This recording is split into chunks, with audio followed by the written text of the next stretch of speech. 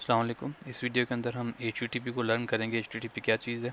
सो HTTP hyper text transfer protocol है और web के ऊपर जो बेसिकली आप कम्युनिकेशन के लिए रिसोर्सेज की रिक्वेस्ट के लिए एक पेज को देखने के लिए रिक्वेस्ट करते हैं ब्राउज़र से सर्वर की तरफ, उसके अंदर ये वाली प्रोटोकॉल इस्तेमाल होती है। तो जो दो हमारे मेन कंपोनेंट हैं, एक को हम बोलते हैं सर्वर, वेब सर्वर होगा, कोई हमारा क्लाइंट होगा। वेब सर्वर की examples you know that IIS, Apache, Tomcat वगैरह हैं। और क्लाइंट के को आप browser, mobile app, desktop app वगैरह क्लाइंट की एग्जांपल्स हैं। तो वेब सर्वर के ऊपर हमारी कोई वेबसाइट या वेबसाइट्स पड़ी होती हैं और क्लाइंट ब्राउज़र में आप अपना यूआरएल टाइप करते हैं, कोई यूआरएल वगैरह, yahoo.com/login, facebook.com वगैरह।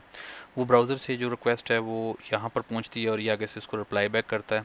और ये जो रिक्वेस्ट और रिस्पॉन्स, ये HTTP प्रोटोकॉल के ज़रिए होते हैं। यानी बेसिकली वो रिक्वेस्ट का फॉर्मेट कैसा होगा ताकि सर्वर समझ सके और सर्वर किस तरह रिस्पॉन्स करेगा ताकि क्लाइंट समझ सके, उसके लिए प्रोटोकॉल इस्तेमाल हो रहा है HTTP। तो जो रिक्वेस्ट जाती है, हम basically HTTP request response protocol भी कहते हैं, बिकॉज इसके अंदर एक क्लाइंट रिक्वेस्ट करता है बेसिकली, और जो सर्वर होता है वो अकॉर्डिंगली उसके मुताबिक रिस्पॉन्स करता है। तो इसलिए इसको हम रिक्वेस्ट रिस्पॉन्स प्रोटोकॉल भी कहते हैं। इसमें होता क्या है कि आपके पास जब यहाँ से रिक्वेस्ट जनरेट होती है तो एक पैकेट बनता है रिक्वेस्ट का, जिसके दो पार्ट होते हैं, एक को हम हेडर कहते हैं और एक हमारा बॉडी होता है। ये रिक्वेस्ट का पैकेट सर्वर तक पहुंचता है, सर्वर इस पैकेट को अंडरस्टैंड करता है because server is also following HTTP protocol, और वो देखता है कि हेड में क्या इन्फॉर्मेशन आई है और बॉडी में क्या आया है, वो उसके मुताबिक अपना एक्शन परफॉर्म करता है, रिसोर्स को सर्च करता है, उस पेज को, उस GS फाइल को, इमेज को, CSS फाइल को प्रोसेस करता है और आपके लिए रिस्पॉन्स का पैकेट तैयार करता है। और रिस्पॉन्स का पैकेट आपको सेंड किया जाता है वापस क्लाइंट को। उसके भी दो पार्ट हैं, एक हेडर का पार्ट है, एक बॉडी का पार्ट है। नॉर्मली जो इसके अंदर फेमस चीज़ है, इम्पोर्टेंट चीज़ है हेडर के अंदर, वो एक तो कि कहाँ पे जाना है और दूसरा कि इस मेथड की टाइप क्या है। तो बेसिकली HTTP के हमारे पास काफ़ी सारे मेथड्स हैं, जिनमें जो दो फेमस मेथड हैं वो गेट और पोस्ट के मेथड सुनने में आते हैं। नॉर्मली आप लोगों ने सुने होंगे पोस्ट और गेट। इनमें फ़र्क क्या है ये अंडरस्टैंड करते हैं अभी। और दूसरा, जब यहाँ से रिस्पॉन्स आता है तो इसके अंदर जो फेमस वो स्टेटस कोड होता है। स्टेटस कोड बेसिकली ये बता रहा होता है कि इस रिक्वेस्ट के साथ क्या हुआ है, रिक्वेस्ट कंप्लीट हुई है या नहीं हुई है, कोई एरर तो नहीं आया, रिसोर्स मिल गया है कि नहीं मिला। और कॉरस्पॉन्डिंग उसके अकॉर्डिंगली आपकी बॉडी के अंदर वो उस रिसोर्स की डिटेल होती है। अगर रिसोर्स मिल गया है तो फॉर एग्जाम्पल यहाँ पे HTML होगी या GS फाइल होगी या CSS फाइल या इमेज वगैरह होगी। अच्छा जी, अगर गेट करते हैं इसका मतलब क्या है। लेट्स से अगर आपने फर्स्ट टाइम ब्राउज़र में जाके हिट मारते हैं तो हमेशा गेट के ज़रिए हिट जाती है और उसको रिस्पॉन्स करता है। लेकिन अगर लेट्स सपोज करें आपने एक लॉगिन का पेज ओपन कर लिया, वो गेट के ज़रिए रिक्वेस्ट गई, रिस्पॉन्स आ गया, पेज नज़र आ रहा है आपको और यहाँ पे फील्ड्स हैं और यहाँ सबमिट का बटन है।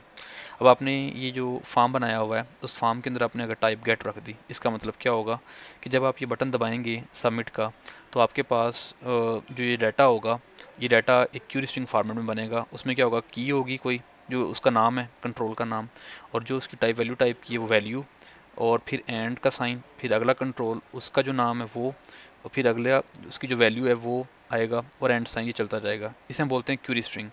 तो बेसिकली सारे फॉर्म का डाटा इस क्यूरी स्ट्रिंग के फॉर्मेट में उस यूआरएल के आगे अटैच होके ब्राउज़र से जाता है सर्वर की तरफ।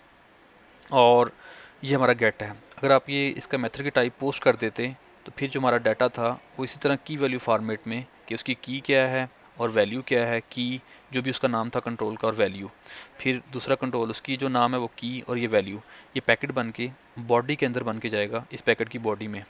तो गेट वाले केस में डाटा क्यूरी स्ट्रिंग फॉर्मेट में यूआरएल के साथ अटैच होकर हेडर में जाता है, जबकि पोस्ट वाले केस में डाटा आपका बॉडी में जाता है और सर्वर अकॉर्डिंगली आगे डाटा को रिसीव करता है, देखता है मेथड की टाइप क्या है और डाटा को निकाल लेता है। HTTP एक स्टेटलेस प्रोटोकॉल है। इसका मतलब ये है कि जब आपकी एक हिट जाती है और वापस आती है तो कोई भी स्टेट सर्वर पे आपके लिए मेंटेन नहीं रहती, और उसके दरमियान कोई ऐसा नहीं होगा कि हम कहें कि हमारी स्टेट वहाँ मेंटेन है। प्लेन प्लेन टेक्स्ट प्रोटोकॉल है। इसका मतलब ये कि जो भी इन्फॉर्मेशन जा रही है वो एक प्लेन टेक्स्ट में जा रही है, और यहाँ पे कोई भी बैठ के स्निफर उस इन्फॉर्मेशन को स्निफ कर सकता है, देख सकता है कि रिक्वेस्ट में क्या जा रहा है और यहाँ पर रिस्पॉन्स में क्या आ रहा है। कनेक्शन लेस है। इसका मतलब ये कि जो आप कम्युनिकेशन कर रहे हैं ब्राउज़र में, डिफरेंट बार बार साइट को हिट मार रहे हैं, पेजेस खोल रहे हैं, हर रिक्वेस्ट सर्वर के लिए नई रिक्वेस्ट है। वो हर दफ़ा नया कनेक्शन एक नई रिक्वेस्ट को रिसीव करता है, नया रिस्पॉन्स देता है, उसको पुरानी रिक्वेस्ट का आइडिया नहीं होता। उसकी डिफरेंट वर्क अराउंड्स हैं, सेशन आईडीज, कुकीज़ के जरिए हम ये चीज़ें स्टोर कर लेते हैं। अदरवाइज आपकी HTTP basically connection less protocol है। सो ये बेसिक सा इंट्रोडक्शन है जिसके अंदर आप HTTP को आपने अंडरस्टैंड किया। एक और इन्फॉर्मेशन, लेट्स से करें आपका एक पेज आपने हिट मारी और ये पेज खुल गया। अब इस पेज के अंदर आपके पास बहुत सारी HTML और आपने बहुत सारी JS की फाइल, CSS की फाइल और इमेजेस रेफर की हुई थी। सो ये याद रखिएगा कि जब भी आपका रिस्पॉन्स आएगा तो उस पेज की सिर्फ और सिर्फ HTML आएगी, वो JS फाइल, CSS फाइल और इमेजेस साथ नहीं आएंगी। जब यहाँ पे वो चीज़ पहुँचेगी और पेज को आप यहाँ पे डिस्प्ले करेंगे, अब ये जब उसको पार्सिंग करेगा स्टार्ट उसकी उस पेज की, उसमें देखिएगा ये JS फाइल है तो एक नई हिट मारेगा HTTP की उस JS फाइल को लेने के लिए। देखिएगा इमेज है, उसके लिए एक नई हिट मारेगा उस इमेज को डाउनलोड करने के लिए। तो हर रिसोर्स के लिए एक नई हिट जाएगी सर्वर के ऊपर और उसका नया एक रिस्पॉन्स आएगा। सो ये हमारा बेसिक्स है HTTP प्रोटोकॉल का बेसिक आर्किटेक्चर है।